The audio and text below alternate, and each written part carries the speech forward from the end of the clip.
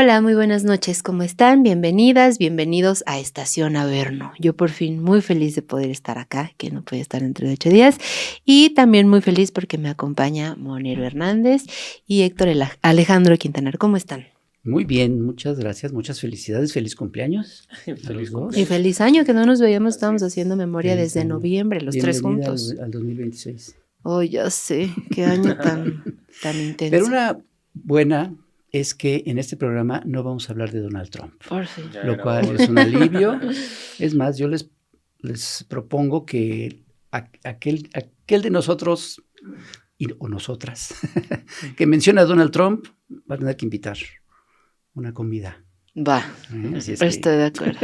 Muy bien. En bueno, esta no mesa. cuenta de que ahorita yo lo mencioné, eso no cuenta. Bueno, a partir de ahora.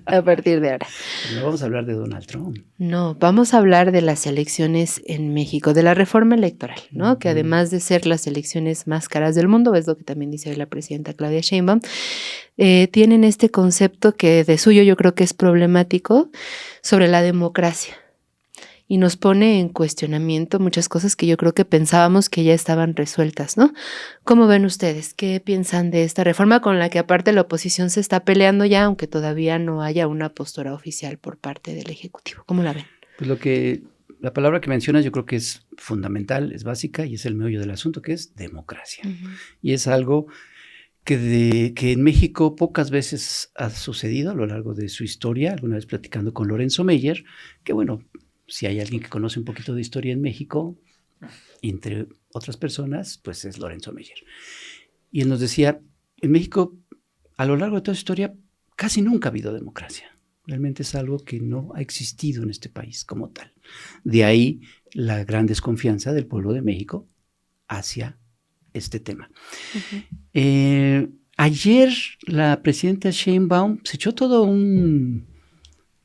una cronología, ¿no? Más o menos de estos intentos de democracia, de las luchas sociales en México, de la antidemocracia o los antidemocráticos que han sido los regímenes anteriores. Pero a mí me gustaría un poquito arrancar en un año que fue fundamental. Después de las elecciones del 88, después del fraude de Salinas de Gortari, tal vez tú no, de Nova, porque eres muy chiquita, pero sí. Seguramente recordarán el grupo San Ángel. En las siguientes elecciones, después del 88, Sin Ángel, el grupo Sin Ángel, en el año de 1994, se formó el grupo San Ángel con esta idea de que después de esas elecciones tan polémicas del 88, por no decir del fraude, había el temor, y fue Demetrio Sodi, si no mal recuerdo, como dice Claudia Sheinbaum, si no mal me equivoco, el que empezó a plantear esta idea del choque de trenes. En un artículo en La Jornada dice, va a haber un choque de trenes en las próximas elecciones, eso puede crear un conflicto muy fuerte y entonces hay que evitarlo. Y se empezó a formar un grupo, Carlos Fuentes recogió la bolita y empezaron a formarse un grupo para tratar de hablar con los personajes principales políticamente de esa época. Ahí cometieron lo que yo creo que es un error, pero claro, es plan con maña. Hablaron con el propio presidente Salinas y él fue el que de alguna manera estuvo también metiendo su cuchara en el grupo San Ángel. Se empezaron a reunir en la casa de Jorge Castañeda, en San Ángel, por eso se llamó Grupo San Ángel.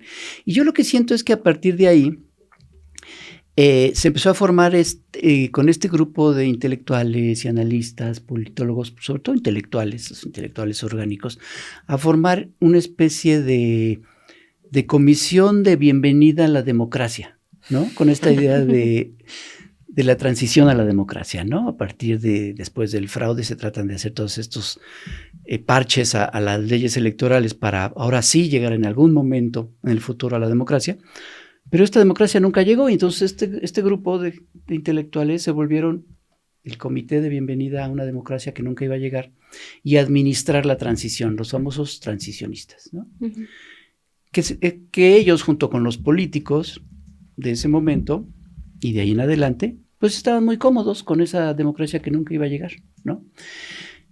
Después de eso, cada que ha habido una elección electoral, sobre todo presidencial, se le han ido poniendo parches. Bueno, en el 96 sí se hace una reforma electoral importante, Pero hasta ahora es la que se ha seguido manejando. Pues las leyes electorales de la reforma del 96 son las mismas, con asegúnes y con algunos parches que se fueron agregando cada que había elecciones presidenciales, ¿no? En el 2000, bueno, pues estuvo lo de Amigos de Fox, el Pemex Gate. En el 2006, bueno, el fraude con cosas aberrantes como que el mismo IFE dijo, sí hubo todas estas irregularidades, pero no sabemos si afectó o no afectó, entonces así se queda. Y se siguieron metiendo parches. Yo creo que esta es la primera reforma electoral que hace la izquierda, que propone la izquierda como tal, y que viene de un gobierno que no está en entredicho, que no tiene ilegitimidades de origen, sino todo lo contrario, que es un gobierno absolutamente legítimo. Eso va a permitir, creo yo, que no van a ser una serie de parches, sino que ahora sí, por primera vez, va a haber un cambio fundamental, pues, no nada más maquillaje. Ya muchos de los protagonistas ya pues, se pusieron sus moños y protestaron, entre ellos uno que es muy importante, que es el propio INE, ¿no? No está muy de acuerdo, sobre todo en la cuestión de, tú empezaste diciendo, es lo que, citando a Claudia Sheinbaum, ¿no? Son las elecciones más caras del mundo. El INE no está de acuerdo. Ellos dicen, es lo que necesitamos y no están muy dispuestos a que baje el presupuesto. Pero yo creo que estos dos elementos, que es una reforma que viene de un partido de izquierda que ha sufrido muchísimos fraudes electorales, y segundo, que esta legitimidad que tiene este gobierno va a permitir que no sean parches solamente, sino una reforma de fondo. Ese es el punto que creo tenemos que destacar. Bueno, primeramente, muy feliz año nuevamente, colegas, porque en efecto estamos iniciando los tres, ahora sí, en esta sesión. Y a mí me da mucho gusto y un saludo para toda nuestra audiencia en Estación Averno. Y yo empezaría por ahí. No hay nada más antidemocrático que pensar que un grupito de transitólogos, de especialistas, son el monopolio de la democraticidad en México. Y no estoy diciéndolo en el sentido antiilustrado de la voz del especialista vale lo mismo que la de cualquiera. No va por ahí mi argumento. A lo que voy es que estos personajes transitólogos que se asumen algo así como un grupo selecto que se convirtió en una aduana de las reformas electorales, pues tienen un diagnóstico que no es completo y en el que hay muchos elementos que la izquierda partidista, lo que hoy es Morena y mucha gente de a pie ha aportado.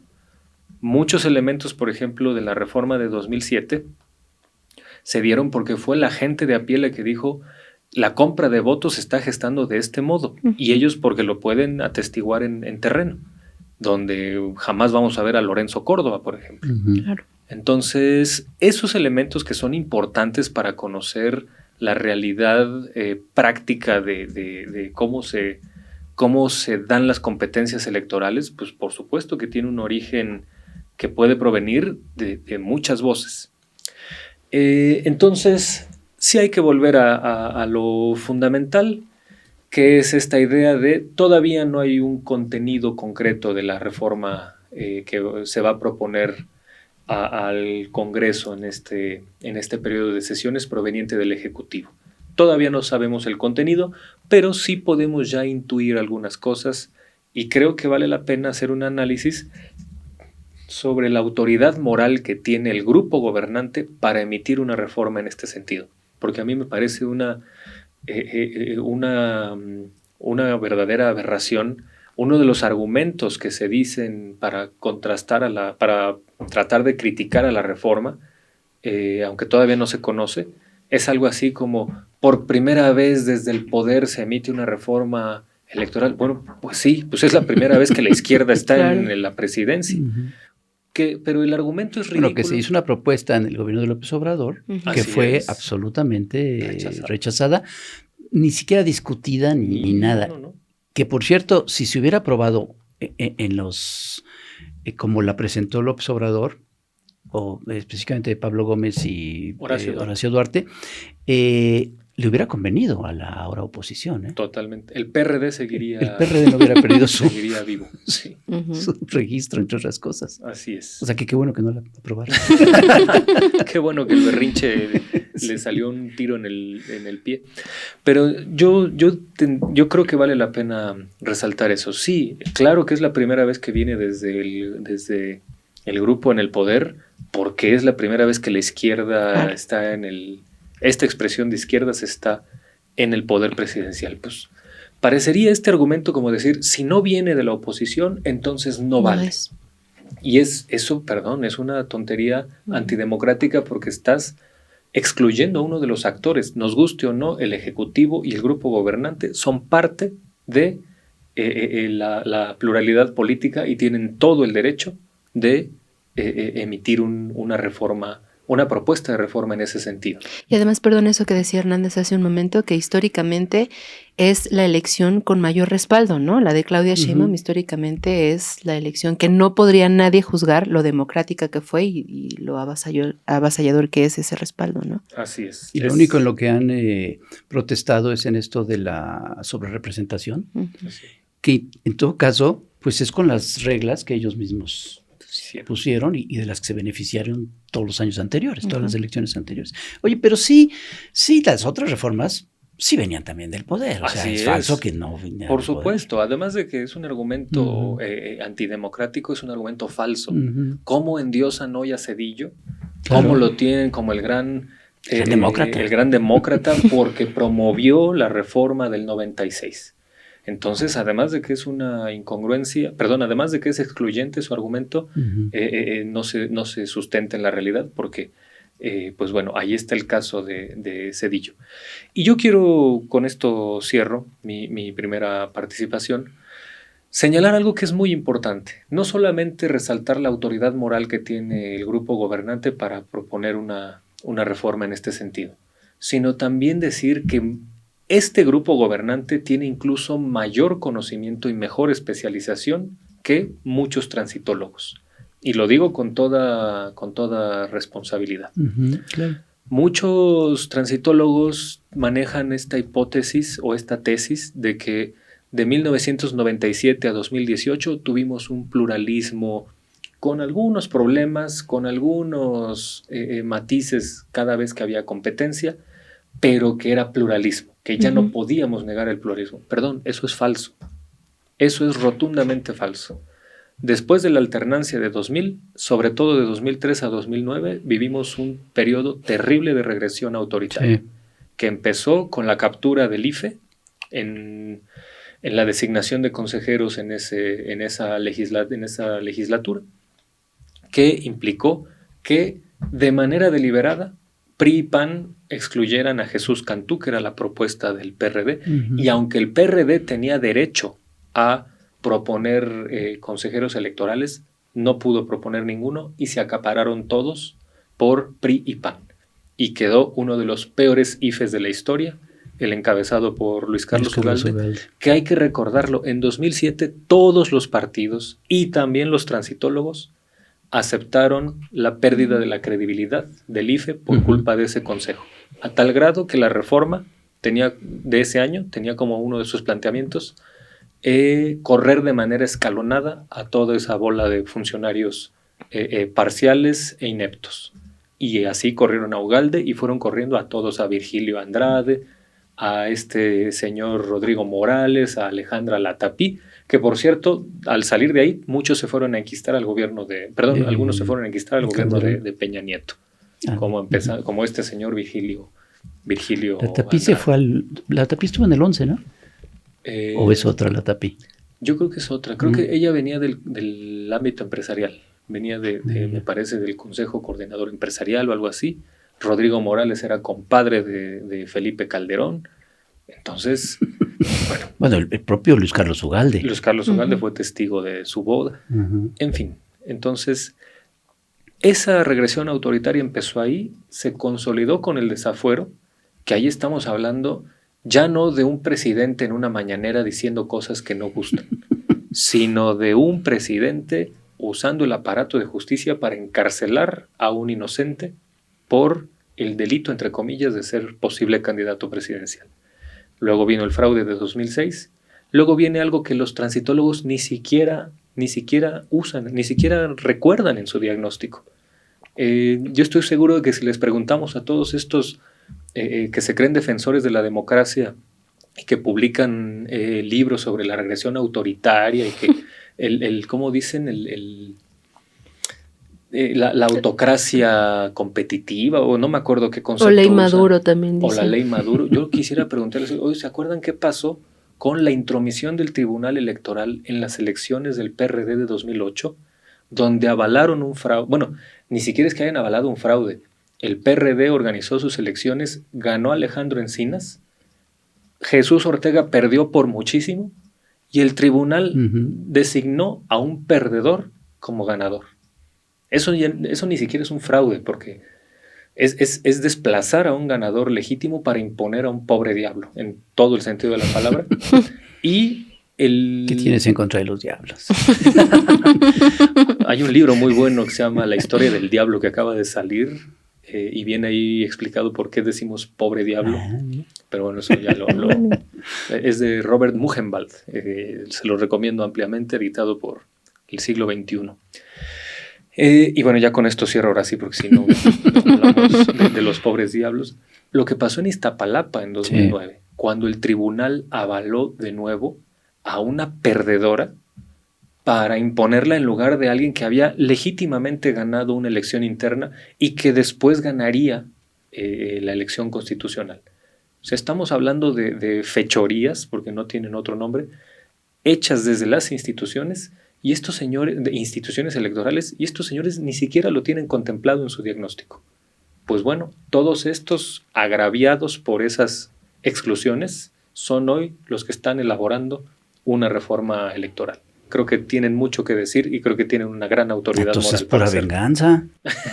Resentidos, son como resentidos, ¿no? Yo creo que también sería importante, ya dijimos, ¿no? Todavía no hay una propuesta formal. Pero Claudia Sheinbaum ya ha delimitado como que tres ejes fundamentales. Sí, algunos ejes. Por ejemplo, precisamente eso, ¿no? En principio lo que ya hablamos de reducir el costo de las elecciones. Hoy se pregunta por qué cuesta tanto y por qué también esta negativa del INE de replantearse si incluso hay salarios mayores al que gana la presidenta, que eso ya sería también un tema inconstitucional, ¿no?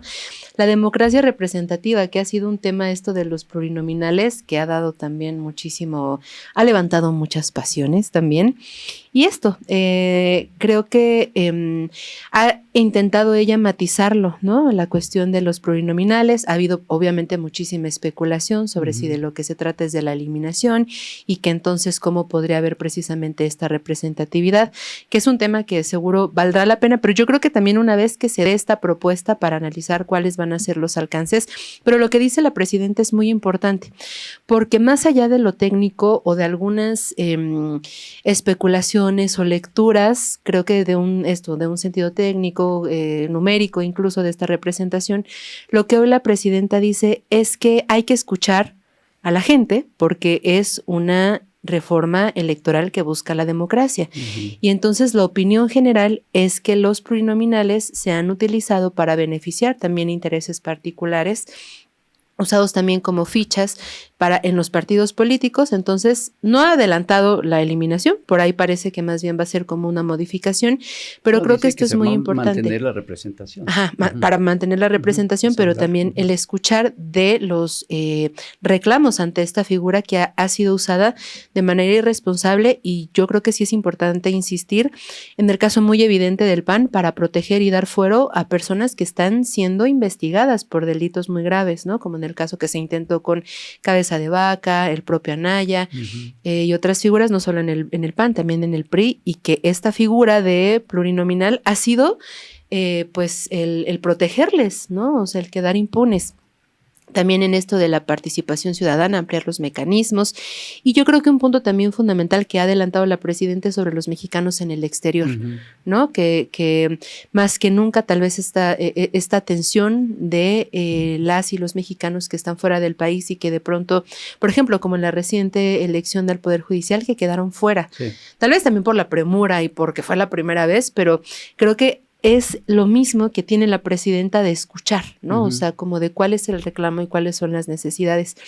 Y también otro punto de las instituciones electorales que no busca, dice la presidenta, eliminar la autonomía del instituto, sino más bien hacer más eficiente la operación y otra vez, pues esto de la reducción de gastos. Y yo quisiera también que ampliemos, a ver ustedes qué piensan sobre esto.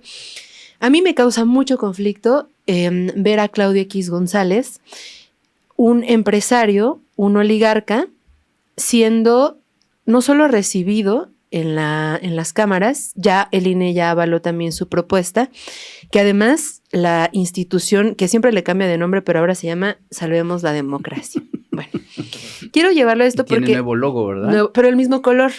Les encanta como el rosa para parecer ciudadanos. Bueno, a mí me llamó mucho la atención algo que dijo ayer la presidenta y hasta lo anoté así cuando lo escuché en la conferencia, porque dijo, no es textual así, pero dijo, la democracia no es que todas las élites estén representadas, es el pueblo. Y menciona esto de es el gobierno del pueblo y para el pueblo. Ha hecho mención en algún momento y creo que también de forma, pues un poco sí, no, o sea, no quiere decir exactamente como burlona, pero pues sí, yo creo que de poner finalmente este ojo también incluso político, ¿no? Que dijo, sí, ya leí en algún momento la de Lorenzo Córdoba y esta iniciativa de Claudio X, ¿no? Y con esta cuestión creo que también es un guiño precisamente a eso. Por supuesto que se están escuchando todas las voces. Tanto así que, como decimos, se da este espacio para que un personaje que siempre, o por lo menos históricamente, ha sido contrario a todos los derechos, a los programas sociales, a las reformas constitucionales que buscan un México más justo, aún ese tipo de propuestas sean escuchadas.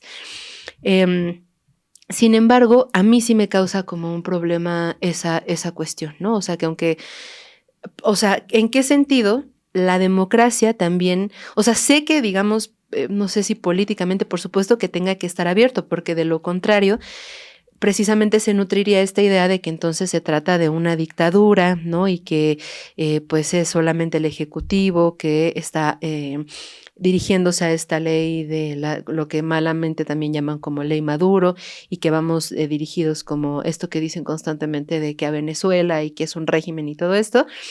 Pero ¿qué tanto, pues, en la propia discusión pública o mediáticamente también se da tanto espacio a estas iniciativas, por ejemplo, como lo digo, de Claudio X González, que ya fue también notificada por el INE, ¿no? Esta iniciativa. Usando las mismas palabras de siempre, otra vez plantean, según Claudio X González, 5 ejes. Hablan de un árbitro justo, pero ya quitándose todas las máscaras, ¿no? O sea, ¿qué nivel de percepción podríamos esperar, por ejemplo, con un Lorenzo Córdoba que hasta el cansancio decía, pero por supuesto que yo soy un árbitro justo, ¿no? Y que no estoy inclinado hacia ningún tipo de partido político. Está construyendo un partido político. Está construyendo un partido político. Y entonces, pero ¿cómo se llenan la boca precisamente de, pues, hablar de estas, o sea, de verdad, en el discurso, en una emisión de la noticiera, pusimos un fragmentito de Claudio X González, que por cierto también muy curioso, asegura sistemáticamente que está siendo perseguido y que él va a salvar la democracia en este sistema autoritario, pero reconoce que han hecho pues asambleas en varias entidades, ¿no? Y que han tenido, no recuerdo, no tengo ahora el dato preciso de lo que en ese momento anunció, pero un muy importante número de medios de comunicación que les han abierto las puertas. Eso a mí no me suena a una dictadura. Que los medios de comunicación están tan atentos de lo que dice un empresario que ha estado incansablemente en contra de la igualdad sustantiva de los programas sociales, intentando siempre echar para atrás proyectos importantes para el desarrollo del país y que aparte tenga todos estos medios de comunicación, ¿no? Bueno, esto y también los personajes que ya un poco los mencionábamos, que a lo mejor con máscaras de que parecen ser diferentes, pero están finalmente unidos, como José Woldenberg, Juan Carlos Ugalde, Leonardo Valdés, Lorenzo Córdoba mismo. Y entonces, también en el caso de Lorenzo Córdoba, a mí me llama mucho la atención porque mediáticamente, y como precisamente tiene toda esta visibilidad y todos los micrófonos y cámaras para ver qué piensa Lorenzo Córdoba sobre la reforma electoral, porque suponen que es muy importante, ha, por ejemplo, dicho que debe ser una reforma plural. O sea, siento que la visión de estos personajes es, si no estamos nosotros, entonces no es una visión plural. Nos están relegando y la visión de nosotros también es importante. Y en el caso de Lorenzo Córdoba en específico, me parece pues muy particular su punto de vista de eso, hablar de la pluralidad, cuando, por ejemplo, ya hace unos meses también lo veíamos, pues hizo que, por medio de amparos y tal, la Suprema Corte determinara quitar sus dichos racistas de un libro de texto, ¿no? Donde se mencionaba, y ni siquiera en una forma, digamos, como personal de atacarle, pero donde él se burlaba con dichos racistas de la manera de hablar de comunidades indígenas. Ese tipo de personajes son los que hoy intentan, ese tipo de personajes clasistas, racistas, opositores a la igualdad, opositores a la pluralidad, son los que intentan incluirse en esta discusión que yo me parece precisamente va, pues sí, en contra de estos intereses, ¿no? Entonces yo sí tengo como un problema ahí, digamos como, o sea, sé que obviamente en el propio concepto de la democracia, y hoy mismo también lo decía la presidenta, ¿no? Si nosotros censuramos, si nosotros atacamos, es el escenario propicio para que sigan diciendo que es una dictadura. Entonces, más vale desmentir, aclarar, refutar. Pero la verdad es que sí creo que es muy indignante que estos personajes, no solamente pues dentro de los espacios y medios que ya tienen pues comprados literalmente y que son quienes siempre les han dado voz, sino también desde instituciones, ahora como el INE y también desde las cámaras, pues que siquiera se les preste algún tipo de voz para incluir sus iniciativas a esta reforma. Es porque no te gusta Claudio X, te cae mal. La Claudio verdad, X. sí. Esa es la razón de todo toda tu catilinaria. Yo veo muy bien que lo aceptan, además lo van a hacer, pues, sí. Y como bien dices, tienen controlados la mayoría de los medios, pues le van a dar mucho eco a cualquier cosa, cualquier tontería que diga. Pero finalmente, como bien dices, se van a escuchar todas las voces. Y hoy en la mañana la presidenta dijo que el día que se presente la reforma, se van a presentar las encuestas que se realizaron. Una serie de encuestas, creo que, no me acuerdo si dijo 2 o 3 encuestadoras, supongo que serán pues más o menos las mismas que se han estado utilizando, por ejemplo, que se utilizó incluso para las encuestas para que ella fuera candidata de Morena, ¿no? O sea, Demotecnia, la del país, ¿cómo se llama? Encol, en fin, supongo que, pues sí, encuestadoras con cierto prestigio, claro, ¿no? Pero va a ser muy interesante ver lo que digan esos resultados, porque efectivamente la idea es que sea una reforma que tome en cuenta todas las voces. No podemos negar al sector empresarial o estos sectores con esos intereses muy claros, pues que hablen, ¿no? Y que hagan sus propuestas y todo lo que quieran hacer. Negarlo no se puede hacer. Pero el problema es que antes lo hacían, no presentaban una propuesta, imponían sus intereses. Y ni siquiera lo hacían directamente, sino que lo hacían a trasmano, manejando a los políticos, ¿no? Ahora yo creo que está bien que se haga así, abiertamente, y que vaya Claudio X y que diga todo lo que quiera decir, ¿no? Y yo. Pero efectivamente todos estos personajes son los cadeneros de la democracia, ¿no? Me gusta esto que dice Héctor Alejandro, los transitólogos. Los transitólogos, me gusta, suena como a tranza. Por eso más o menos, sí. Que estos cadeneros, como Denise Dresser, ¿no? Que literalmente dijo, les quitamos las cadenas y ustedes se las volvieron a poner, porque se creen ellos, algunos incluso yo creo que, no legítimamente, pero sí auténticamente lo creen, que son los grandes próceres de la democracia. Por eso decía al principio, una democracia que si no llegaba nunca no había problema, porque la estaban administrando esa apariencia de democracia, o esa como lo decían abiertamente, una transición que nunca iba a terminar. Y así estaba bien, todos estaban muy a gusto. Y todos estos personajes, pues claro que se apoderaron del IFE-INE y están felices ahí. Claro que hay consejeros con cierto prestigio, con gran prestigio, hay consejeros que han hecho las cosas bien, pero históricamente se adueñaron del instituto. Y principalmente del grupo Woldenberg, la gente de Woldenberg.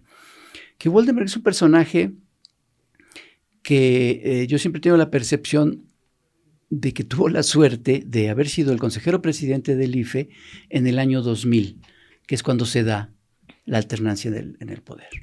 Pero yo estoy casi seguro, no puedo decir seguro porque no tengo la manera de demostrarlo, pero me parece como que muy lógico que lo que pasó en el año 2000 y que se habló del por fin la democracia en México porque había perdido el PRI, fue que lo que hizo el gobierno fue no echar a andar la maquinaria del fraude electoral porque les convenía perfectamente al régimen y al modelo neoliberal el que llegara Fox y no imponer a como diera lugar a la Bastida.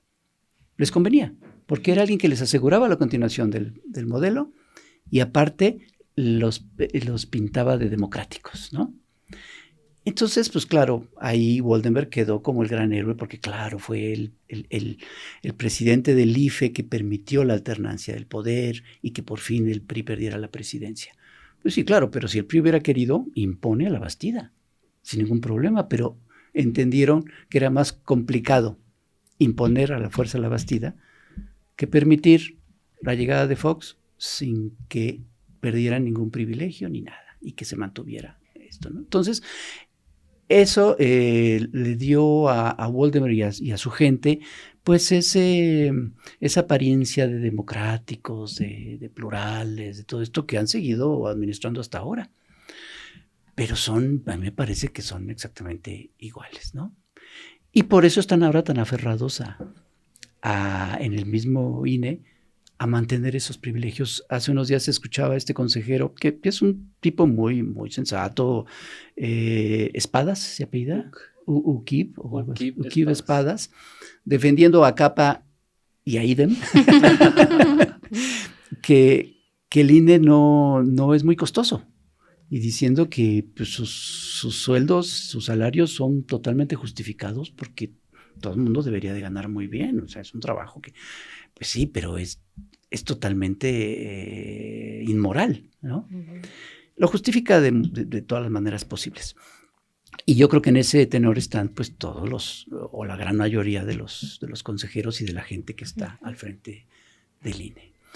Pero yo creo que ahí en el INE está una parte fundamental de esta reforma. Bien decías ahorita, Héctor Alejandro, bueno, hace un momento mencionabas todos los momentos en los que el INE o el IFE metieron mano en cosas absurdas. Y en el 2018 lo hicieron, en las candidaturas de Félix Salgado y de Morón. En 2021, ¿no? En 2021, tienes razón. Sí. En 2021, que por no presentar gastos por 20,000 y por 50,000 pesos, les quitaron la candidatura. ¿Sí? Uh-huh. Y en otros procesos, por cosas realmente terribles, nunca se atrevieron a quitar una candidatura. Entonces, sí, ese elemento yo creo que sí es fundamental y vamos a ver cómo viene la propuesta de reforma en ese sentido, ¿no? En los cambios que pueda haber adentro del Instituto Electoral. Sí, yo creo que voy a dividir mi participación en dos. En la primera voy a apuntar lo que me parece van a ser los ejes rectores de la propuesta de reforma, y en la segunda me parece que sí es importante ahondar en la calidad moral o ausencia de autoridad moral de ciertos personajes para hablar de estos temas. Creo que los dos pilares para esta propuesta de reforma se enmarcan en la idea de la austeridad y en la reconfiguración de la figura de los plurinominales. Lo que tiene que ver con la austeridad me parece que no hay mucho que ahondar, es un tema identitario de la llamada Cuarta Transformación y no es nada absolutamente nuevo. Hay que recordar, en las elecciones de 2006 incluso antes, cuando estaba todavía la contienda interna de los partidos, fue el famoso, bueno, el de triste memoria, huracán Katrina. Y López Obrador, que era ya precandidato, y ya estaban en campaña legal los precandidatos, dijo, los partidos políticos tendríamos que reducir nuestros gastos de campaña y mandar esa parte a los damnificados de los huracanes. Y entonces ya ahí había una serie de discusiones sobre qué tan cara es la democracia en México, qué tan importante sería repensar el financiamiento a los partidos políticos, cuestión que después de 2006 se puso de nuevo en la palestra. Es decir, no es nada nuevo. Y yo recuerdo en ese año, cuando José Boldenberg fue a recibir un doctorado honoris causa por la Universidad Veracruzana, me parece que era septiembre de 2005, y alguien de buena fe le preguntó sobre, o sea, de buena fe no me refiero a que era alguien vinculado al López Obradorismo, ni mucho menos. Alguien le preguntó, oiga, doctor Boldenberg, es que el costo de la democracia en México... Y Boldenberg también respondió de buena fe y dijo algo así como, sí, el voto en México es caro, el voto en México es elevado, pero hay que recordar que viene de una tradición donde el fraude hacía que se tuvieran que fortalecer los candados para evitar falsificaciones y demás. Y él dijo algo así como, además recordemos que el papel con el que se hacen las boletas en España, las boletas electrónicas, es un papel muy feo, muy deleznable. Y es como, bueno, pues...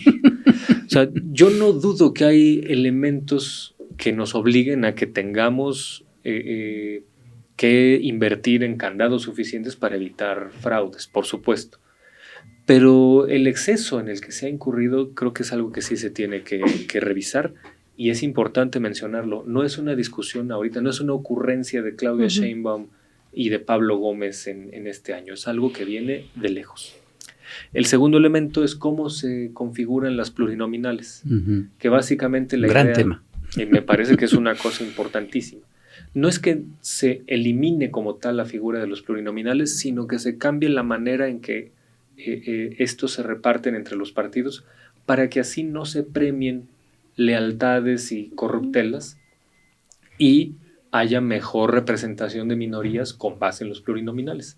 Porque la figura de los pluris no es para que haya gente que se eternice en los recintos legislativos, sino que haya minorías que tengan una representación legítima, no por ser minorías, sino porque han buscado participar en política, etc. Y bueno, ya cierro voy por mi segunda parte y cierro con esto. Hablar de los currículum democráticos de los actores hoy me parece que es muy importante. Un violador serial de reglas electorales como Claudio X González, ¿qué tendría que aportar en este sentido? Un personaje que abiertamente en 2006 violó el COFIPE, los artículos 38 y 39 que prohíben la participación de terceros en campaña y que prohíben también la propaganda sucia, y este sujeto participó en ambas campañas. Y aparte de eso, no él, pero sí su papá, círculo al que pertenece, o sea, no lo digo porque piensen igual, lo digo porque sí pertenecen al mismo círculo, dijo, si López Obrador gana en 2006, le vamos a hacer lo que le hicieron a Salvador Allende en el 73. O sea, son pinochetistas estos personajes. Y después de la reforma electoral de 2007, volvieron a violar la ley cuando en 2008 compraron tiempo en medios para emitir los spots donde, curiosamente, comparaban a López Obrador en el marco de la reforma energética con Pinochet.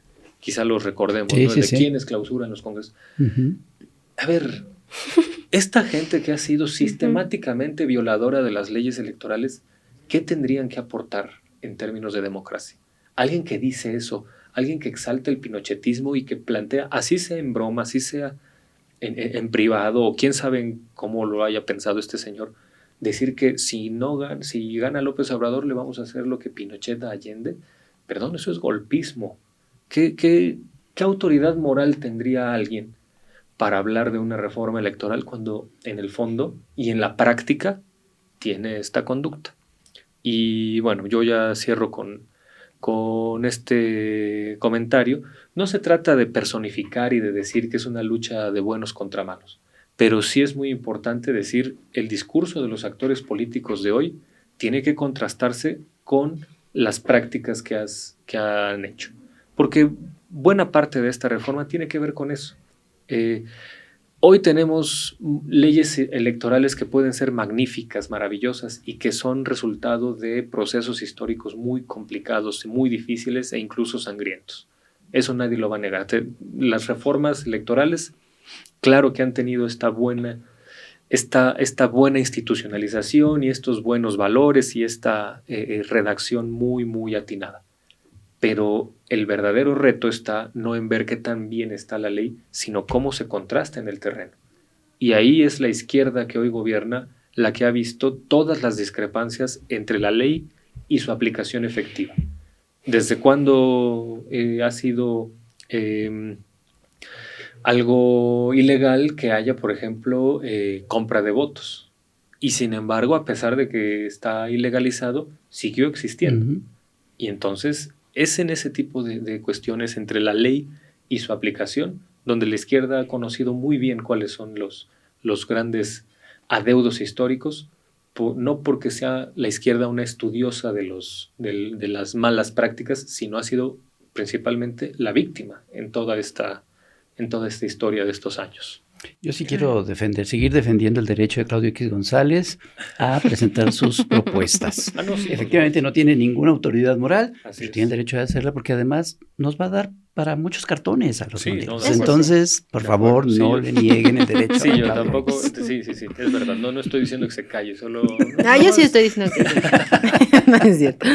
Yo rápido, antes de pasar ya a nuestro transbordo, que nos va seguramente también a aclarar muchas cosas, me gustaría solo irnos con algunos datos precisamente sobre el costo, ¿no?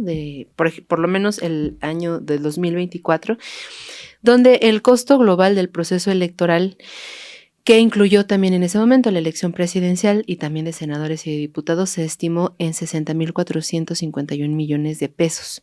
Y en el 2024 también el INE, ahorita que estamos hablando del alto costo, recibió 22,322,9 millones de pesos solamente para este ejercicio. De acuerdo también con estos datos, también en el 2024, 60,1 millones de votos emitidos. El costo por voto emitido sería de 206,75 pesos.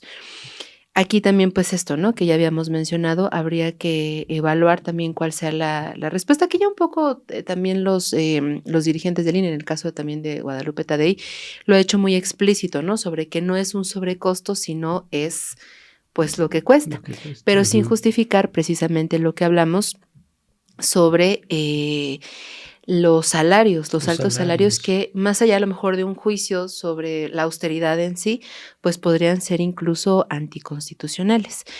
Entonces, pues... Además la austeridad es importante, o sea, la justa medianía juarista.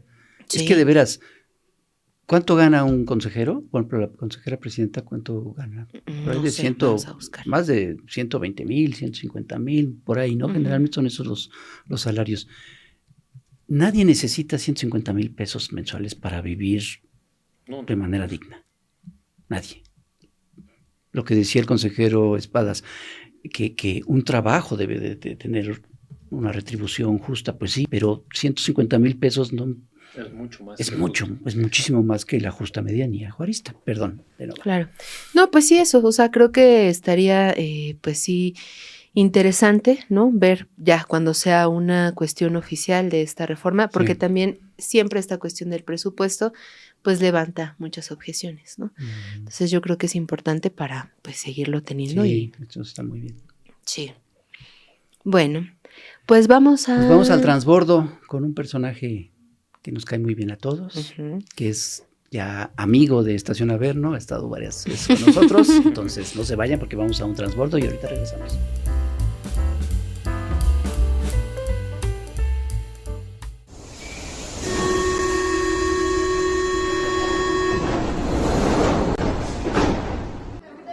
Saludos nuevamente, ya estamos de vuelta aquí en el transbordo en Estación Averno.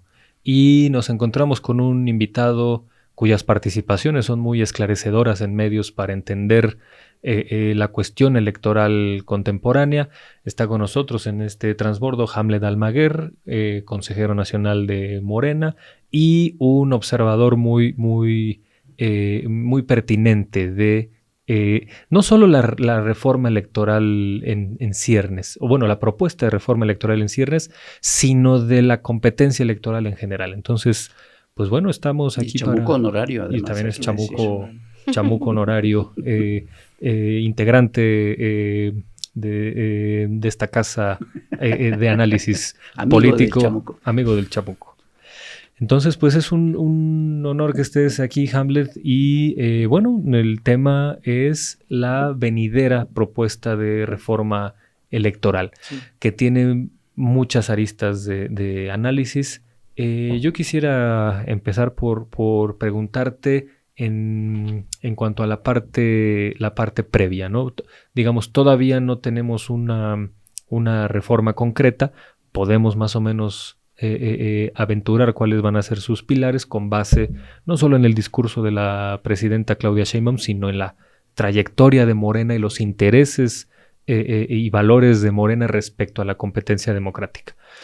Pero aquí hay algo que a mí me ha llamado mucho la atención, y es este discurso respecto a el estado en que está en este momento, la parte del diagnóstico en donde está la democracia mexicana, donde muchas voces que van a ser opositoras a la reforma dicen, en este momento hay una sobrerepresentación legislativa, y ponen el manido argumento de que Morena obtuvo 55% de los votos y tuvo 70 y tantos % de la representación.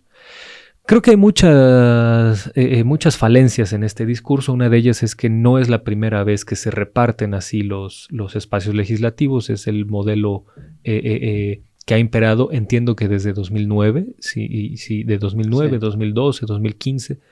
Entonces, me parece que hay por lo menos un error al decir, es la primera vez que pasa esto, entonces es la primera vez que estamos a las puertas del autoritarismo por esto, cuando venimos de allá. ¿Cuál es la réplica que se le podría dar a esta postura, precisamente para confirmar la idea de que la propuesta que puede venir viene de un grupo político que tiene la autoridad moral para emitirla? Muchas gracias, Alejandro. Es un privilegio estar aquí con ustedes en Chamuco. Pues, a ver, la izquierda siempre ha peleado por tener normas más justas en materia electoral. Lo hicimos como oposición y ahora lo hacemos como gobierno. Uh-huh. Lamentablemente, el neoliberalismo encumbró sus privilegios, lujos y excesos en el texto constitucional. Y empiezo por las prerrogativas de los partidos políticos. La fórmula no se ha podido modificar porque está en la Constitución y la audiencia pues se va a indignar con estas cifras, pero en un año donde solamente tenemos una elección local, que es la de Coahuila, del Congreso del Estado, los partidos políticos nacionales van a recibir cerca de 8,000 millones de pesos para un proceso local. Y además, en todos los congresos locales se aprueban presupuestos también a nivel de entidad federativa. Uh-huh. Y esos son cercanos en su totalidad a 5,000 millones. Tendríamos entonces 13,000 millones de pesos para una elección en un solo estado. Obviamente cuando Alejandro Moreno, cuando Jorge Romero salen con estos tweets y estos spots a hablar de Venezuela y a decir que es una narcodictadura y demás, pues tienen miles de millones de razones monetarias, todas ellas, para afirmarlo. El PAN este año tiene 1,300 millones y el PRI, así de moribundo como está, 980 millones de pesos de prerrogativas, siendo un partido en extinción prácticamente.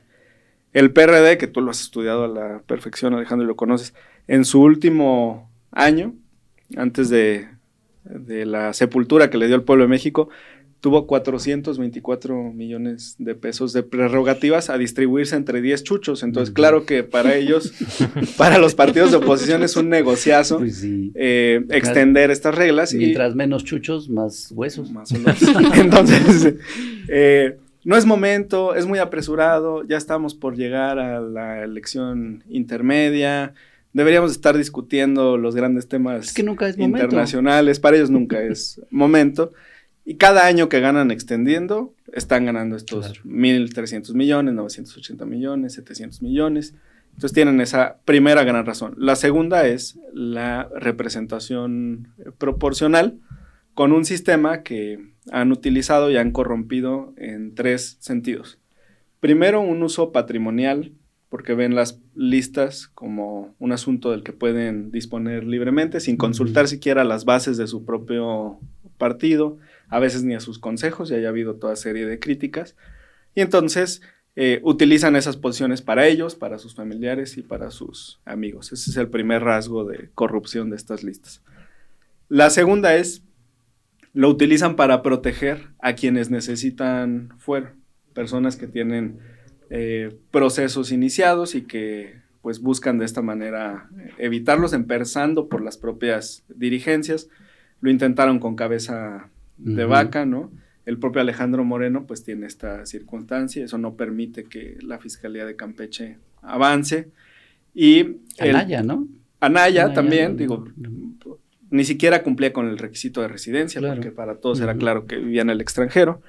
Y el tercer elemento de corrupción tiene que ver con utilizar de manera artificial las acciones afirmativas para beneficiar a personas que no representan a esos grupos prioritarios.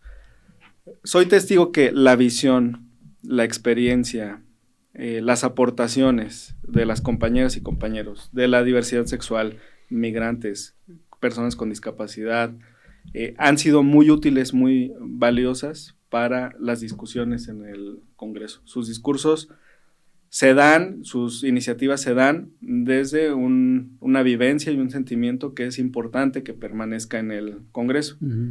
El problema es que ellos usurpan esos lugares, claro, y cuando tú volteabas en la cámara y decías, ¿dónde están los indígenas del PAN? Pues prácticamente no los encontrabas. ¿Dónde están los del PRI? ¿Dónde están los de Movimiento Ciudadano? Hay sentencias del tribunal donde han obligado a que los partidos cambien algunos elementos porque los cachan en la maroma, ya es imposible ocultarlo y entonces tienen que hacer una sustitución, pero no son la mayoría de los casos. Yo te diría, 9 de cada 10 usurpaciones caminan sin problema. En el caso del PAN, sus representantes son de los pueblos originarios de Benito Juárez, por ejemplo. Por ejemplo. De Polanco. Sí, uno de estos casos es de un diputado del PAN de esta circunscripción que buscó entrar por el estado de Morelos y que utilizó un documento apócrifo de una comunidad, un pueblo originario, y entonces ahí ordenan la sustitución. Entonces sí es una práctica recurrente.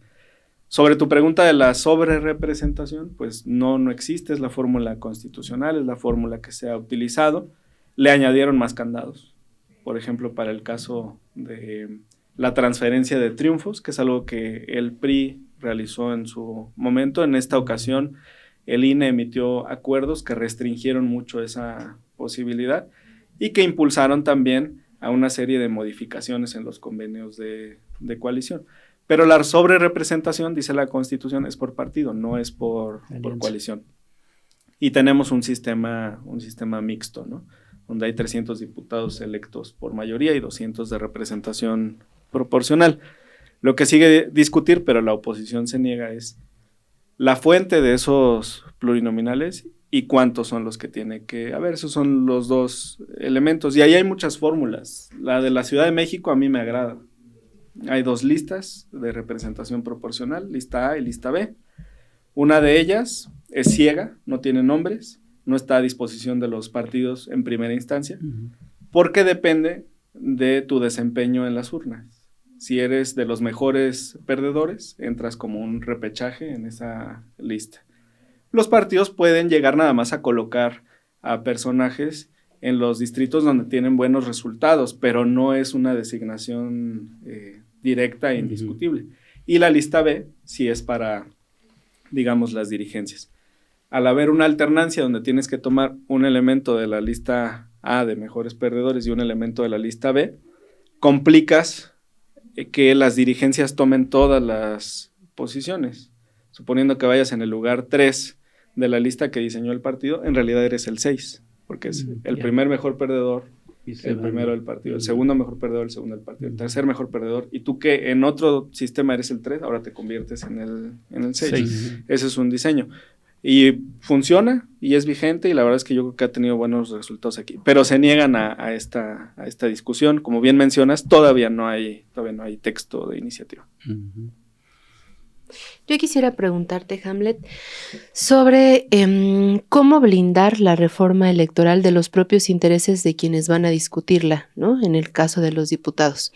Hemos visto recientemente ciertos movimientos por parte de la facción del Partido Verde, el Partido de Trabajo, declaraciones también de Monreal, y entonces sí nos queda esta duda sobre si ellos son, no en el caso en específico de esta coalición, sino en general también, por ejemplo, o sea, sí de esta que pensamos como mayoritaria y que en la propia obligatoriedad o sentido de izquierda de esta coalición, por supuesto que esperamos que velarían por el sentido democrático.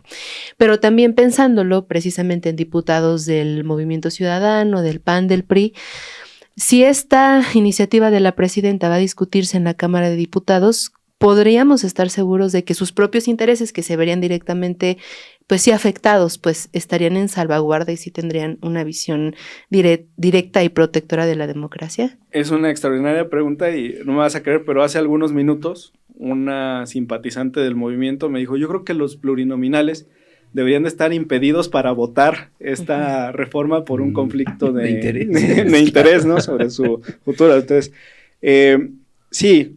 A ver, la Constitución establece candados, ¿no? Y el primer candado es ningún, ahí sí partido, puede tener más de 300 diputados. Uh-huh. Aunque ganaras todos los distritos y vas como Morena, te tocarían 0 pluris.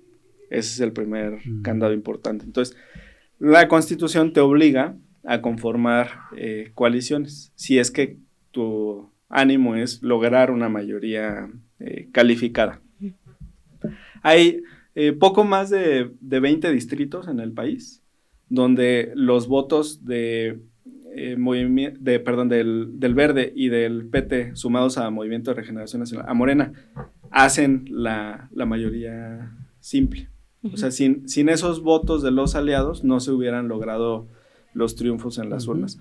Son algunos distritos del Bajío, particularmente en Querétaro, son varios distritos en Jalisco, donde tuvimos una coalición, y se nota con fuerza en el caso de San Luis Potosí, por ejemplo.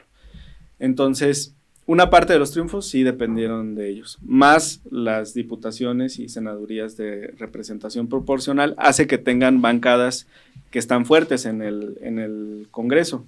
En la Cámara de Diputados nos sobran algo así como 30 legisladores si haces una suma completa de Morena, PT, Verde, del umbral de la mayoría calificada.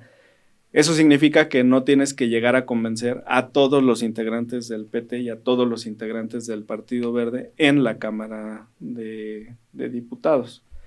Puedes convencer a toda una fracción y a una parte de la otra, o parcialmente vas uno por uno a convencerlos si es que las dirigencias se niegan. Yo creo que la negativa a acompañar la propuesta puede tener un efecto doble. Un efecto sobre la marca del partido, porque se desgastaría mucho PT y Verde. O sea, esa molestia que hubo en 2023 con las negativas de aprobación de reformas constitucionales y legales relevantes, y que se reflejó en las urnas en 2024 sobre PRI, PAN, PRD, ahora se van a reflejar en ese escenario contra quienes no permitieron que avanzara la reforma, que serían PT y el Partido Verde. Y la otra es una sanción por la trayectoria personal de quienes están en el Congreso. Y ahí dejo un poquito la Cámara de Diputados y entro al escenario del Senado. En el Senado solamente sobra un voto a partir del umbral de la mayoría calificada. Entonces ahí sí tienes que convencer prácticamente a las bancadas completas. Pero hay un componente distinto. Hay senadores tanto del PT como del Partido Verde que tienen aspiraciones para 2027, que buscan ser alcaldes de ciudades capitales importantes o que buscan ser candidatos de la coalición a gobernadores. Votar en contra de la reforma podría tener una doble sanción, no de Morena, sino de la militancia y del pueblo de México, ¿no? castigar a los partidos que se opusieron y castigar a los personajes que no acompañaron la reforma. Entonces, primero veo que hay un ambiente de negociación, la secretaria de Gobernación ya por lo eso ya se recibió. echaron para atrás, ¿no? Mira, yo no he visto con contundencia que digan, sí, vamos a apoyarla sin Pero condiciones, sí, pero ya. sí hay una... Matizaron. sí, ya matizaron, Ujú. ya suavizaron y están estos escenarios. El PT y el Verde pues también se juegan cientos de millones de pesos Sí. en la reforma, ¿no? Están cercanos a umbrales de 680 y 800, entonces si se reduce a la mitad, pues sí pierden también esas prerrogativas. Y tienen dos modelos distintos. En el PT, las dirigencias por diseño, en teoría, son colectivas. Y prácticamente todos los diputados federales de la legislatura que me tocó integrar eran además dirigentes de su partido en los estados. Entonces sí está como muy vinculado. En el caso del Partido Verde era muy, muy distinto. El origen era muy, muy variado y no necesariamente vinculado con la vida partidista. O sea, el PT encuentra un muro sobre su diseño. Ellos hacen vida partidista, organizan y trabajan en los estados y buscan a través de ese mecanismo, consolidando su dirigencia y liderazgo local, llegar a la Cámara Federal o al Senado de la República. Y en el caso del Verde el origen es muy, muy variado, incluso con personas que han militado en Morena y demás, hay de distintas fuentes y orígenes. Comenzaste hablando hace un momento de la cantidad, como bien dijiste, indignante de dinero que reciben los partidos. Una de las, si no mal recuerdo, una de las propuestas que hubo en la iniciativa que presentó López Obrador de reforma electoral, que fue totalmente, bueno, fue rechazada, ni se discutió ni nada, fue ¿en qué año fue? En el 20. Tuvimos en el 22 y en el 23, dos iniciativas. Era, ¿qué más es una exigencia? Darle dinero a los partidos, sí, en época de cuando hay elecciones, pero no darles dinero cuando no hay elecciones, ¿no? Uh-huh. Uno de los argumentos para que el Estado financiara a los partidos era, pues, para evitar que el crimen organizado, por ejemplo, diera dinero. Uh-huh. Finalmente, eso no se logró. Y tanto el crimen organizado como el otro crimen organizado, que son los empresarios, ¿no? O varios empresarios, pues han estado financiando, han estado metiéndole dinero a los partidos. ¿Tú crees que esta nueva reforma, no sabemos cómo va a venir, pero tenemos ya varias pistas al respecto, ¿cómo crees que venga en ese sentido? En cuanto, porque ya la presidenta ha dicho, obviamente, pues que se va a buscar que sean elecciones no tan caras, pero en el elemento del dinero a los partidos, ¿cómo crees que venga la reforma? ¿O qué crees tú que sería lo ideal en la reforma? Creo que una reducción del 50% sería extraordinaria. O sea, si de 13,000 millones al año llegamos a 6,500, entonces tienes recursos suficientes para en un solo año echar a andar, por ejemplo, todo el programa de preparatorias que ha anunciado la presidenta de la República. Te alcanza para hacer líneas de transporte masivo, un proyecto enorme como puede ser una presa, la presa Santa María en Sinaloa, o el distrito de riego Yaqui en Sonora, o el proyecto de agua saludable en La Laguna, en Torreón y Durango.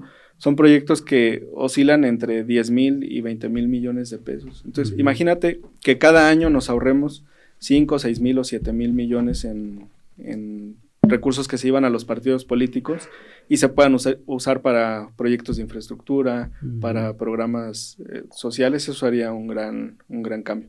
No todo está en los partidos. A mí me sorprende mucho la postura del INE en su documento de 74 páginas que presenta. En la página 19, en su propuesta 1, dicen el financiamiento público suficiente para los partidos políticos y autoridades electorales. Reducirlo no resuelve un problema real del gasto. El financiamiento anual del INE representa apenas entre el 0.2 y el 0.5 del presupuesto de egresos de la Federación. Entonces, no solo los partidos PRI-PAN se niegan, ¿no? Y estamos en este paréntesis de PT y Verde, sino las propias autoridades electorales no quieren soltar estos recursos. Ocurre lo mismo. ¿Por qué tenemos que gastar 15,000 millones de pesos de recursos que se van al INE en un año donde no hay jornada electoral? Uh-huh. Y cuando aterrizas a nivel distrital, ves la cantidad de gasto. Hay 300 órganos, uno en cada distrito, que tiene 5 integrantes, vocales y un secretario. Hay vocalías que tienen un trabajo permanente. Uh-huh. Por ejemplo, el vocal de Registro Federal de Electores, pues tú vas cualquier día del año y sacas tu credencial, y ese es un trabajo arduo y continuo. Felicidades y gracias a todos los que trabajan en los módulos. Pero luego hay un vocal de organización y hay un vocal de capacitación.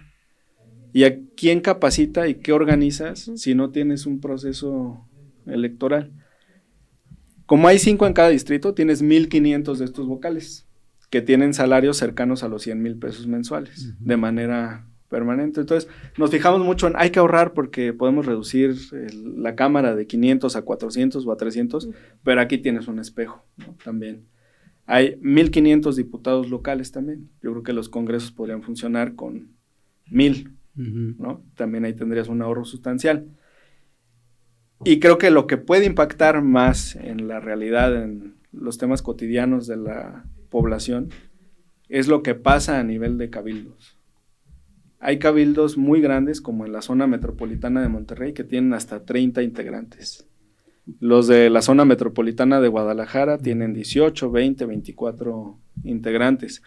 Cada regidor, cada síndico, pues gana en ciudades grandes, salarios muy similares a los de diputados federales o senadores de la República. Entonces podrías tener, en números redondos, 20,000 de estos funcionarios en el país. Claro, muchos son de municipios pequeños, pero luego uno se lleva sorpresas, municipios muy pobres donde ganan 50, 70,000 pesos, ¿no? Entonces hace falta también meter ahí orden. Y cuando a todo un municipio le ahorras 2 o 3 millones al año por cada uno de sus regidores, pues eso a lo mejor sí son 5 patrullas, o un camión de basura, o una pipa para el agua, o las lámparas de una zona, o pavimentar una cuadra. Uh-huh. Entonces, esos ya son impactos, digamos, más directos. Mi estimación es que la reforma, si se aplica en los 3 niveles, y se aplica no solo a los partidos, sino también al INE y a los OPLES y en los tribunales, puede implicar ahorros por cerca de 40,000 millones de pesos al año. Esos ya son recursos que se equiparan al presupuesto total de estados completos, como Tlaxcala o Aguascalientes o Nayarit. Uh-huh. Ahí sí yo no coincido con el INE, que dice reducirlo no resuelve un problema real de gasto. No, sí lo resuelve e impacta en la realidad de los mexicanos. Ahora, disyuntiva. Por tercera ocasión vamos decididos a un escenario de todo o nada, o aceptamos una reducción gradual, negociar, pues, hasta donde permitan los aliados, porque esa es la realidad. Uh-huh. ¿No? La posibilidad de que la reforma avance sí depende de los votos que tomen PT y Verde, no solo a nivel de dirigencia, sino, como lo dije, a nivel de cada uno de sus integrantes. Esa propuesta de que los pluris no voten estaría muy buena. Sí. Tiene futuro. Ojalá. Bueno, hay algo que también me parece importante mencionar. Yo decía hace poco, quizá de manera muy retórica, que la reforma electoral ya comenzó, y comenzó hace 7 años cuando el fraude electoral fue elevado a delito grave, ¿no? Porque no lo era. Y una de las primeras acciones de López Obrador al llegar a la presidencia es fraude electoral, es ahora un delito grave.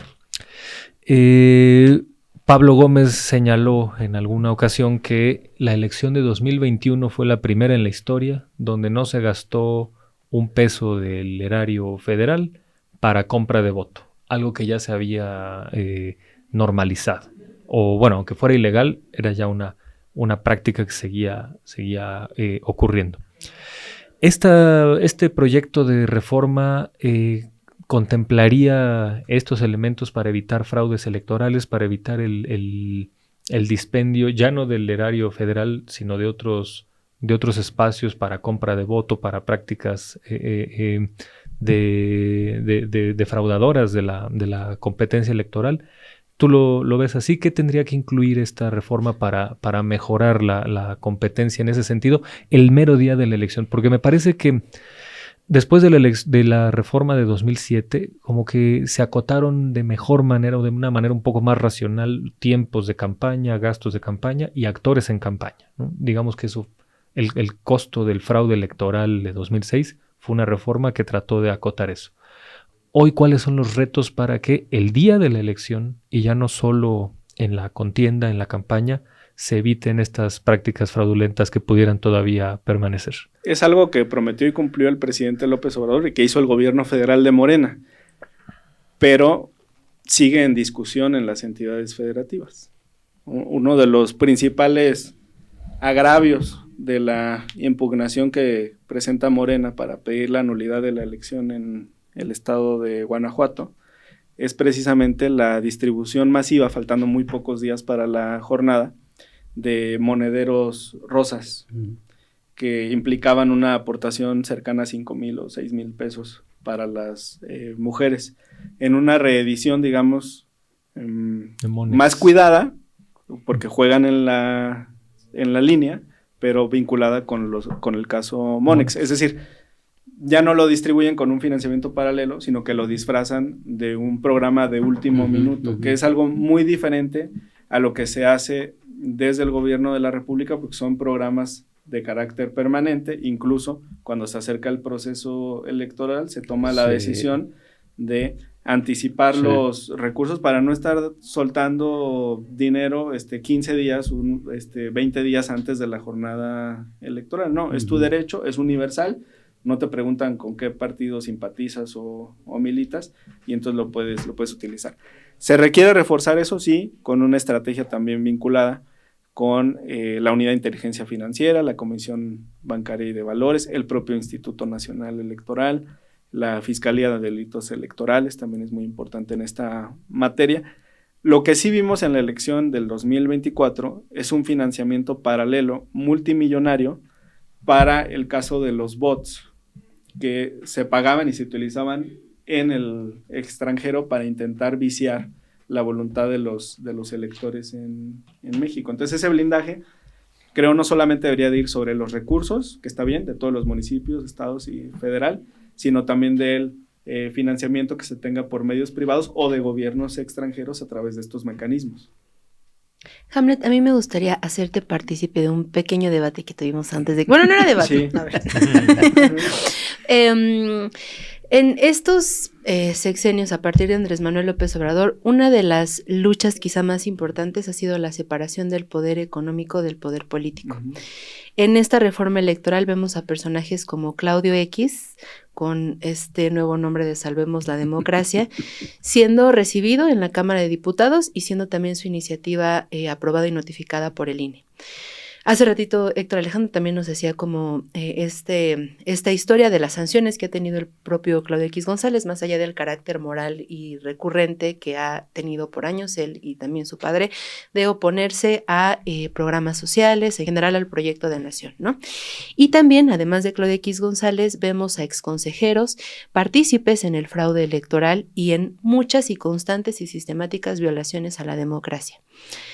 Estos personajes, exconsejeros, estos personajes que me parece claramente sí obedecen a intereses económicos, a intereses neoliberales, ya lo hacen, pues ya se aceptó también la iniciativa en el INE y en un sentido pragmático, pues fueron recibidas. Pero a tu manera de ver, ¿deberían participar en esta discusión o sí sería muy autoritario negarles la entrada a sus votos? Pues cuando ve este documento de 74 páginas del INE, parece que lo redactó Lorenzo Córdoba y sus amigos y que nada ha cambiado, esas, ¿no? Sí, así fue. Y me haces recordar señalamientos en el propio Consejo General, cuando les decíamos que ustedes no tardan en postularse como diputados de oposición, ¿no?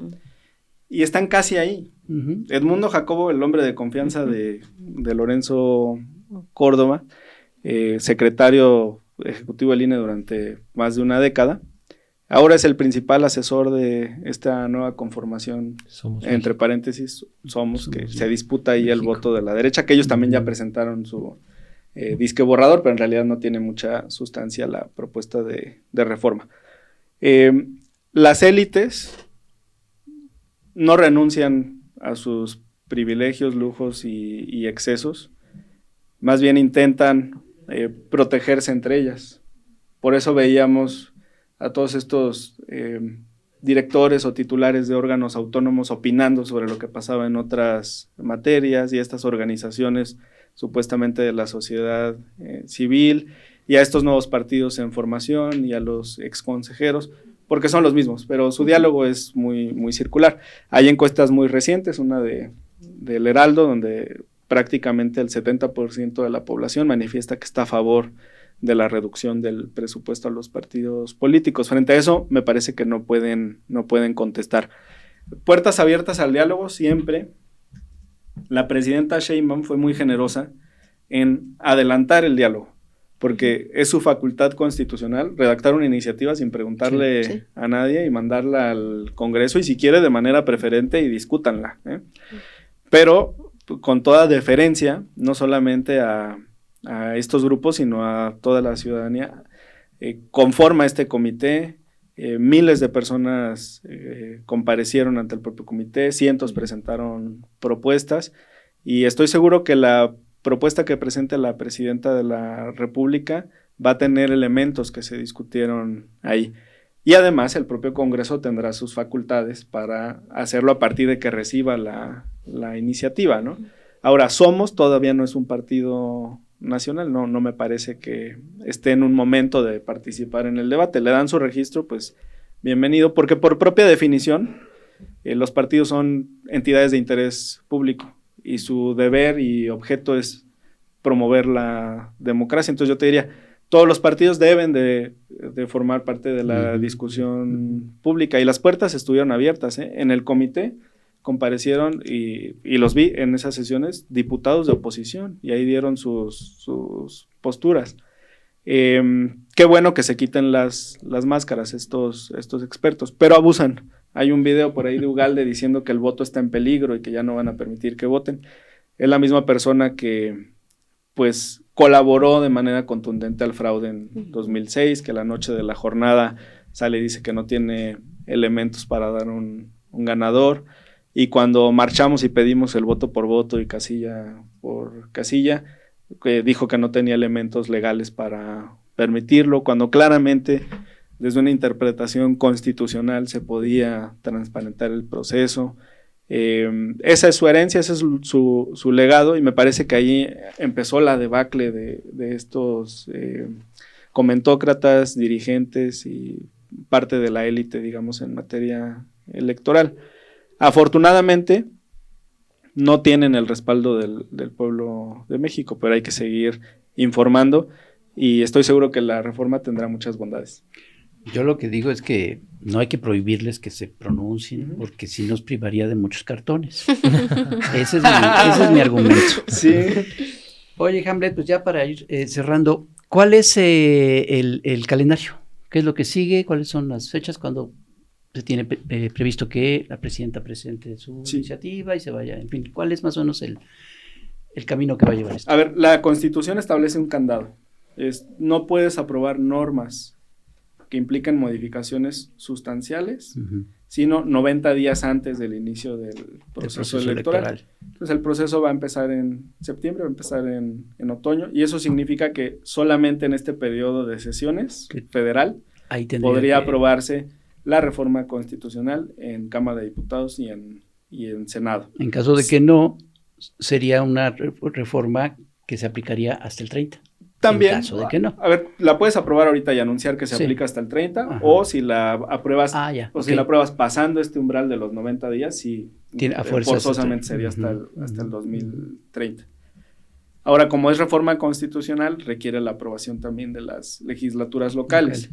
Hay 12 congresos locales de los 25 donde tenemos mayoría, en donde la conformamos solo con el voto de PT y o Verde. En algunos casos es con uno de los dos partidos, en otros casos, como En la Ciudad de México se requieren los votos de ambas fracciones. Entonces, ¿En ningún lado va Morena, puede ir solo? Sí hay entidades donde tiene, pues digamos, son solamente 12 donde la tenemos con ellos. Creo que hay 6 donde no la tenemos ni con ellos. Ahí ya tendrías 18 de las 32. En las restantes Morena por sí mismo puede avanzar con la reforma, porque a nivel local es mayoría simple. Y también hay congresos como el de Durango, donde no tenemos mayoría, pero han votado a favor de las reformas constitucionales, como Guardia Nacional y otras, ¿no? Los congresos locales tienen un calendario muy diferente. Hay congresos locales como el de Querétaro, por ejemplo, que no tienen receso, funcionan de corrido todo el año. Y hay otros con pequeños recesos. Entonces, no le veo problema en ese sentido. Si en la Cámara y el Senado terminan antes del 30 de abril, puede fluir muy fácil a los congresos locales. Hay otro nivel que es importante, que es el reglamentario. O sea, sobre lo que se apruebe en la reforma constitucional, hay que valorar si ciertas normas requieren legislación secundaria, y en caso de que no, podría el Instituto Electoral emitir acuerdos y reglamentos, y con eso avanzaría, como es el caso de la reforma judicial. Fue la constitucional y ahí se habilitó al INE a que emitiera reglamentos para ponerla en práctica. Pero sí, lo más seguro es que sí. Ese es el límite. Sea para el 27. Ese es el límite. Yo deseo que sea para el 27. Para que sea para el 27. Hay margen, hay tiempo todavía. Porque dice algo que yo creo que es lo más importante, que es la misma gente está presionando, pues, para que, o sea, en este caso, por ejemplo, de Peta y Verde, que se hacen del rogar y se ponen sus moños, pero están viendo que la mayoría de la gente va por eso. Sí. Y les exige eso, ¿no? Sí, no es una exigencia de Morena, sino de la gente. Que el ejemplo está en la ley, ¿cómo se llama esta ley de las esposas? La ley esposa. La ley esposa. Que ya se echó para atrás, ¿no? Sí, todavía no se publicaba. Pero el gobernador mismo, ¿no? Pero Sí, ya no insistieron en eso, porque yo quiero pensar, porque más, yo creo que las cosas que diga Claudia Sheinbaum en la mañanera tiene tal autoridad moral que influye muchísimo.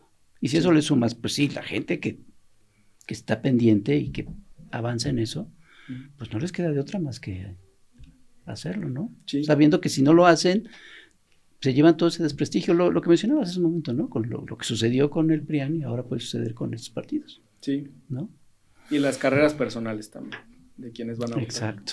¿No? Pues Hamlet, muchas gracias. ¿Dónde te podemos leer, oír, ver? Muchas gracias. Pues estamos ahí sales al pan. Estamos ahí en Canal 11 en Maciosare los martes, pero la tercera temporada va a empezar a partir de febrero arranca. Sí, la primera semana de febrero. También felicidades, ya sé que vas a estar por ahí los lunes. Me pueden seguir en X, Hamlet_Almaguer, ahí estamos. ¿Y no estás escribiendo ahorita? No, estoy en Fórmula con Juan los miércoles, al rato a las 7:40 y hay debate, más o menos. Sí, pero no estamos escribiendo ahorita. Está muy bien ese espacio en Fórmula, que es una cosa horrible, que bueno que tengo un espacio con Juan de Serra. Y todavía no publico mi cartón. Pues hay mucho material, ¿eh? Sí, ¿verdad? Muy bien. Pues muchas gracias, Hamlet. Muchas gracias. Nos vamos a una pausa y regresamos para la llegada a nuestra estación Averno.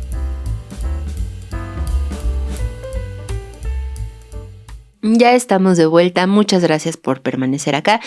Estamos leyendo sus comentarios, aunque no estamos en vivo, pero estamos ahí viendo qué nos comentan. Oigan, y antes de pasar a las conclusiones, me gustaría traer a cuento precisamente este dato con el que antes del transbordo estábamos platicando sobre cuál sería el ingreso de la consejera presidenta del Instituto Nacional. En 2023, cuando entra Guadalupe Tadei, se reduce el sueldo de manera voluntaria. Cada mes, dice, recibiría 59,558 pesos menos que su antecesor Lorenzo Córdoba. Esto es, el sueldo de Guadalupe Tadei sería al mes de 120,392.60 pesos. Esto sería el salario neto. Solamente 1,157 pesos menos que la presidenta Claudia Sheinbaum. Además, esto solamente es, digamos, este sueldo, pero con prestaciones serían 262,634 pesos, de acuerdo con esta información. Entonces, pues eso, ¿no? Finalmente la discusión, como lo hemos señalado, en materia de austeridad, de congruencia. O sea que Lorenzo Córdoba ganaba más de 300,000 ya con 60,000 pesos más que pues Guadalupe es que por Tadei. eso viven en otro planeta, pues, ¿no? Y seguramente por eso también, pues, estas resistencias. Y por eso pelean tan por sus intensas. privilegios, pues sí. Pues sí. Pues, ¿cómo ven después del transbordo? ¿Qué podemos concluir? Bueno, creo que sin duda va a ser el gran tema de este periodo de sesiones.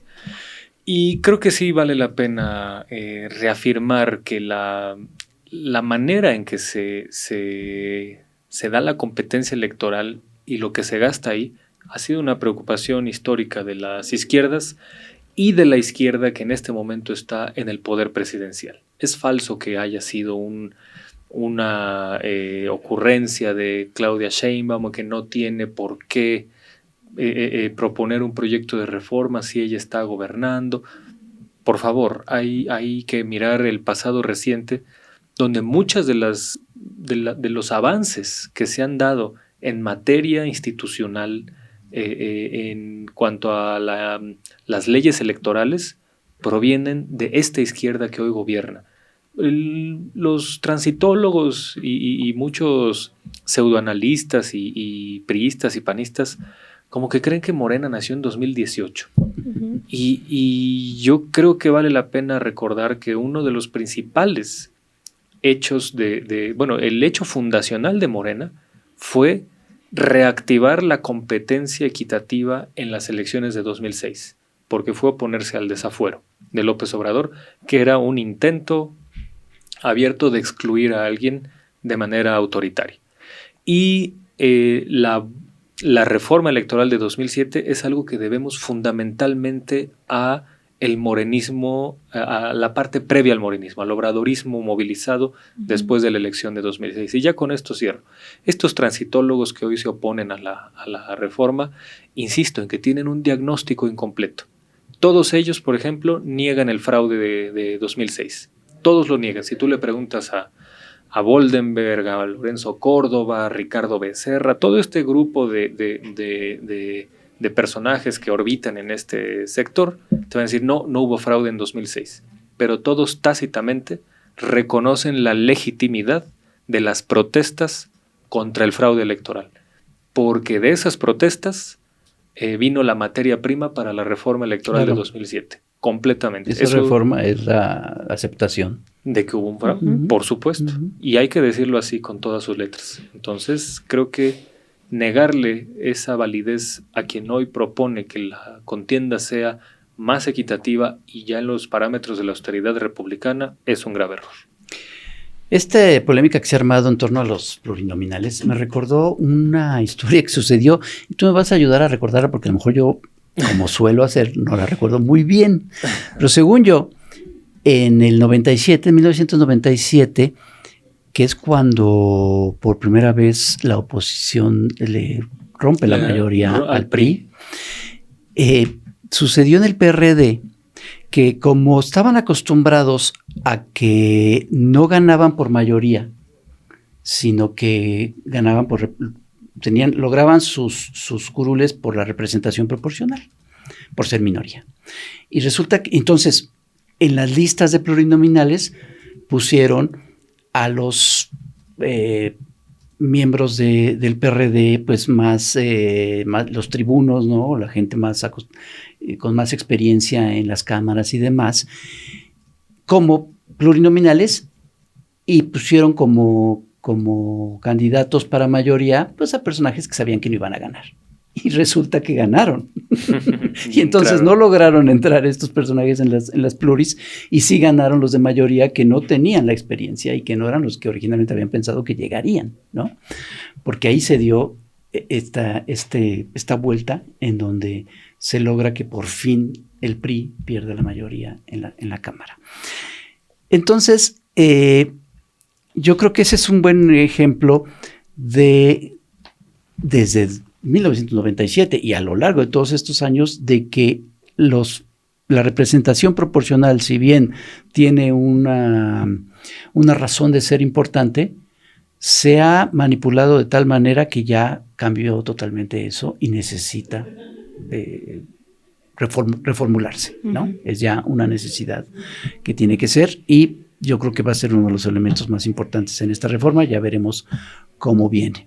Y en ese sentido, como ya vimos también, todo esto que provocó en los berrinches del PT y del Verde, porque claro, todos los que llegan a estos puestos de poder, por muy pequeño que sea, ya no digamos cuando es más grande, van a defender esos privilegios que logran y que adquieren al llegar. Y pues por eso el Partido Verde, no solo el PT y el Partido Verde, sino también muchos elementos de Morena, pues están en esas lógicas.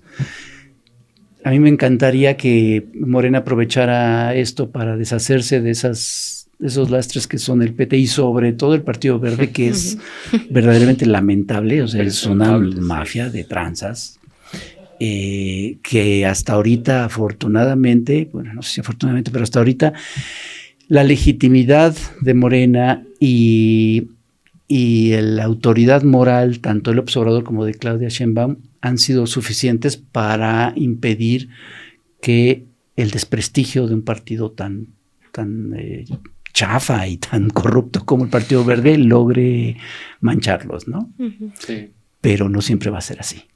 Y una cuestión nomás para contrastar, porque estoy de acuerdo con esto, el Partido Verde es una mafia impresentable, sí, pero ahí tienen gente que sabe leer las coyunturas políticas, claro, y saben sumarse, sí, a los ganadores. Y esto hay que contrastarlo con los chuchos, que son igual una mafia corrupta, pero se suman a los perdedores. O sea, sí, aparte de tranzas, son mensos, ¿no? O sea, digo, no estoy alabando no estoy diciéndole astutos a los del Verde, pero al menos tienen ahí alguien más o menos realista que sí, le dice, no, pues parece que sabe va a ganar, a dónde va a ganar la siguiente elección tal o cual fuerza política. Y así estuvieron con el PRI, y así estuvieron con el PAN, con Fox, y ahora están con Morena. Así es.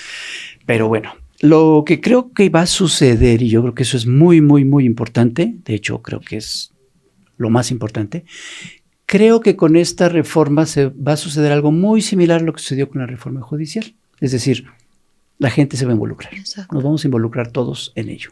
Y nos vamos, así como nos volvimos expertos en la cuestión judicial, bueno, no expertos, pero sí aprendimos muchas cosas. Que eran los distritos. Sí. Exacto. Ahora vamos a aprender muchas cosas con respecto a esto, que es aprender sobre la democracia. Y así como se va, como decía hace un momento al final con Hamlet, esta presión de la gente va a ser fundamental. Y yo creo que eso es lo más valioso de esto, que la concientización y la politización de la sociedad mexicana está de cara a otro proceso en donde vamos a aprender mucho y donde nos vamos a involucrar, y eso va a ser bueno porque uno de los elementos básicos de la democracia, como bien ya lo dijo la presidenta varias veces, va a ser no solo la democracia representativa, sino la participativa, que es uno de los elementos que ella ya dijo que van a ser muy importantes en esta reforma. Pues adelante. La oposición dice que estamos a las puertas del autoritarismo, hace rato que lo mencionaste, creo que lo dijiste de alguna manera, sí estamos a las puertas del autoritarismo, pero porque salimos de él. Puertas de salida, están atrás, ¿no?, de la puerta de salida, Uh-huh. Y a esas puertas no debemos de volver a entrar jamás. Por supuesto. Yo coincido plenamente y pienso que después, precisamente también de platicar con Hamlet, queda esa especie de esperanza de que en este acto de aprender y que va a crear mucha conversación, como lo vimos en la ley gobernadora, ¿no? Este asunto de San Luis Potosí, donde se buscaba de una manera con nepotismo que continuara la esposa del gobernador. Y esto que dices, la autoridad moral de la presidenta, se llevó también el tema a la conferencia, a la mandataria, y eso que con ciertas reservas, pero dio por supuesto su punto de vista, el que mediáticamente se abra la conversación, el que existan también estas protestas, ¿no? También mediante redes sociales que abiertamente pues critican este actuar de este par de políticos del Partido Verde precisamente. Yo creo que es lo que hace precisamente que ahora el Partido Verde y el Partido del Trabajo esté como ahí reculando, ¿no? ¿no? Porque ya es muy claro quién es quién, a qué intereses sirven. Ujú. Sin embargo, a mí todavía de algún modo sí me preocuparía, como hace ratito lo comentábamos, sobre las otras presiones que también de manera creo inevitable estarán en la clase política.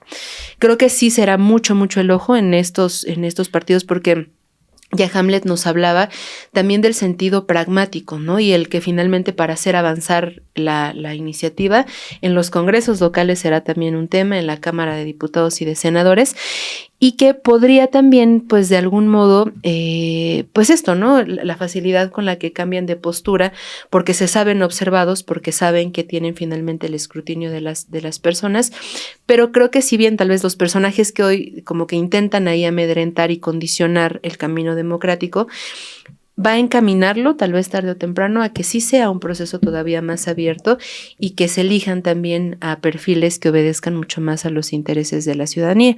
Yo finalmente cerraría diciendo que el papel de los medios de comunicación también va a ser definitivo, ¿no? O sea, en informar precisamente sobre cuál va a ser este proceso, el con claridad y por este derecho también a la información, pues dar a conocer cuáles son las implicaciones de esta reforma y un poco también esto que lo hablábamos con Teresa Rodríguez de la Vega, ¿no? Sobre el papel o sea, un poco como que la democracia en el sentido como más real no puede quedarse justa solamente en el discurso, No. sino va a necesitar una acción directa, sustancial y pues muy profunda por parte de todas y todos. Entonces, sí me quedo con esperanza. Sigo pensando que Claudia X González no tendría, pero pues ya está, y ya lo aceptó también el INE, pero yo creo que finalmente ya sabemos quién es quién, se están cayendo las máscaras. No seas autoritaria Ya como sé, el sí ¿cómo puede se llama ser el presidente de autoritaria. Estados Unidos. No cae. No lo voy a mencionar ese típico. Pero pues sí, yo veo con esperanza. Vamos a aprender seguramente también de esta reforma y pues estaremos muy al pendientes de qué suceda. Yo no digo Bueno. nada. Pues nadie dijo el nombre del presidente de Estados Unidos, entonces... Pues ya aquí, cada aquí quien. hay que decir que en la pausa Sí. Sí, Alejandro lo dijo, pero no, realmente, pues nadie perdió, ni modo. Híjole, bueno. Como Oigan, lo dije pues, fuera del aire, es media comida. Media comida. muy bien, pues muchas gracias de Gracias. nuevo, muchas gracias Alejandro, feliz cumpleaños, feliz colegas. cumpleaños a ustedes, bienvenidas al 2026, ahora sí con la estación Averno completa, y nos vemos aquí el próximo miércoles. Bye. Bye. Hasta luego.